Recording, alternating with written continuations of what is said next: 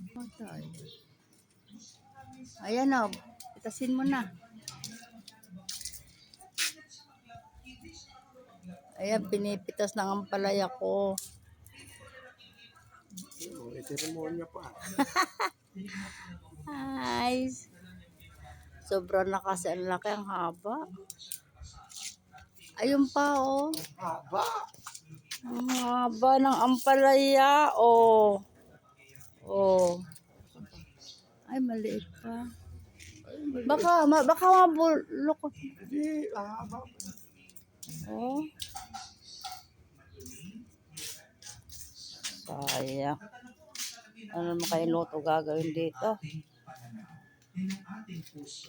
Ay, yung talong, hinarbis ko na kahapon. Hindi pa naman pwede yan. Oh. Inihaw ko kahapon. Isa. Ito mga halaman ko. Morning, morning. Nang harvest kami na ampalaya sa aking hardin.